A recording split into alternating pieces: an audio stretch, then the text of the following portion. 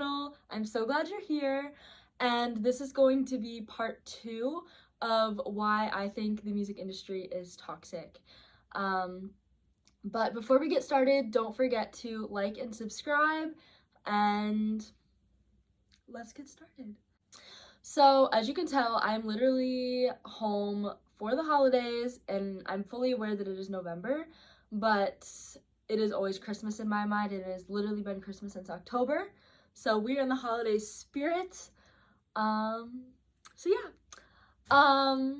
So part 2. Here's my second large reasoning as to why I believe the music industry is toxic and my own personal experience with it. Drum roll, please.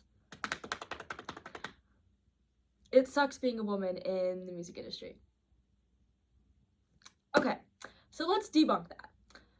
So I think the most pressing example, that is the most current example, I had an interview with someone at college, and we were talking about music directing on Broadway. That is my dream job. That's what I want to do someday. And we were talking about it, and I was like, oh, what are your hardships? And she immediately was like, being a woman on Broadway. And so then at the end of the interview, I was like, oh, how has it changed? Because it's a pretty predominant in the pit sense, in the terms of the music direction and the people you're music directing, aside from the people on stage doing their thing, is predominantly a male-dominated area. And so, as musicians. And so I was like, oh, over the years, have you watched it change? Because she's been in the industry for a really long time. And she was like, it's changed to an extent, but it's still not great. And yeah, that's horrifying to me. That is horrifying that we are in 2023, soon to be 2024, and yeah, there's still a stigma about women being conductors. When we think of women conductors, it is very hard to name a long list, but we can instantly think of male conductors, And so it is, I think, a toxic attribute to just the music industry in general, not just the classical music industry. I think, of the influence that Taylor Swift has had upon the music industry. And she's really talked about being a woman within the industry and the hardships that she's encountered. And I think that she's so empowering to young female musicians these days because of the way that she has just fearlessly navigated through so much adversity. And she's just kept going, and she didn't let it stop her, which I really admire. So, me personally, how I've dealt with this in the music industry and what I've experienced. In high school, I was severely bullied. It was not a good time, awful. And it was a result of me being a young concertmaster and having positions of leadership within the music department at a very young age. Freshman year, right off the bat, I got very involved, and I was very good, so I got very involved very quickly. That was not the right wording. I got involved very quick. Quickly I became involved. Words are hard. And so, jealousy builds up around that because I was beating out seniors, juniors, and they were all males. And here I am, this short little tiny girl. I'm very short. This short little tiny girl that, worked her butt off to get the position she got.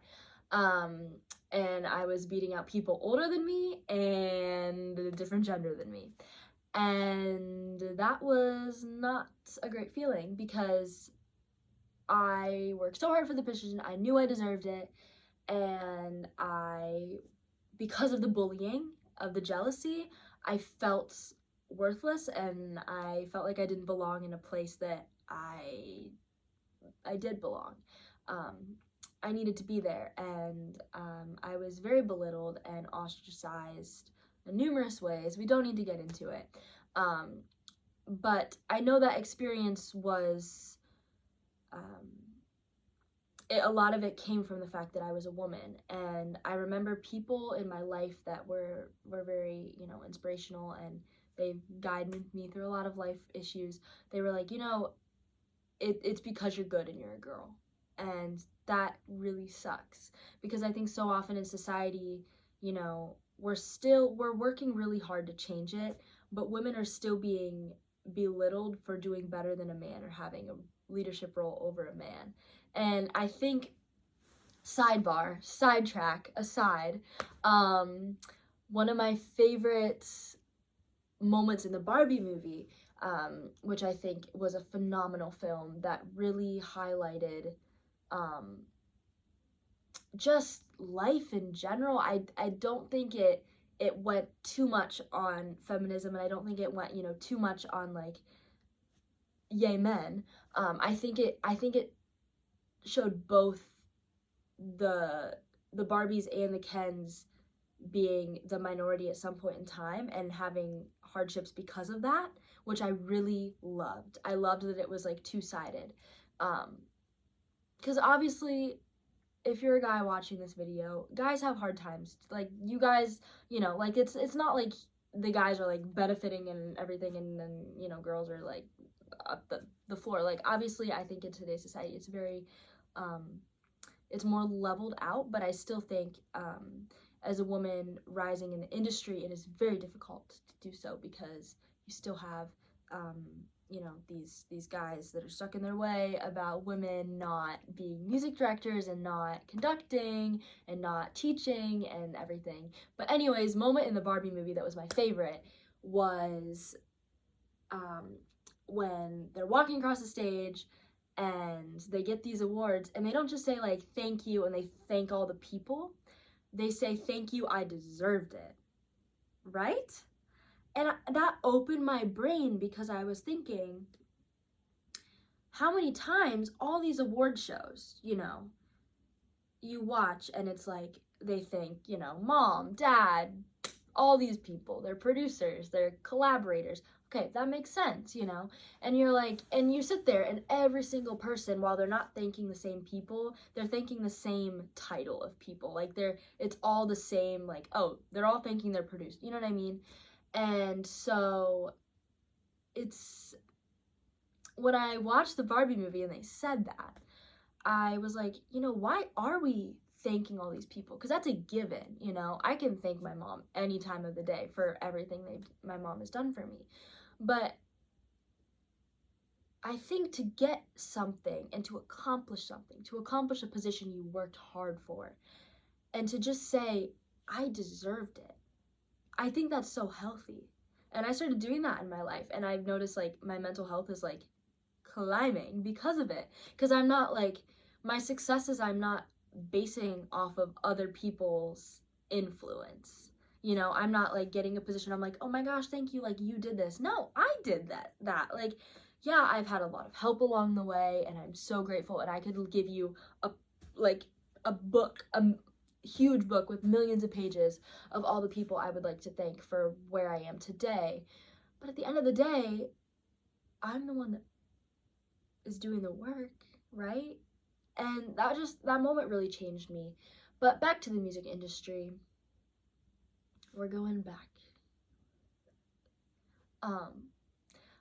I just think it's incredibly toxic that women still aren't being portrayed in leadership roles within the music industry, at least as much as men are. And a closing remark is, when I had this interview, this professor said to me, I've only had, in all my years at this university, I've only had one student come up to me that has expressed they want to music direct on Broadway. That's a female. I've only had one female music director. And I looked at her and I was like, well, now you have a second. And I don't think it's going to be an easy journey. I think it's going to be incredibly difficult because of the stigma that exists between men and women.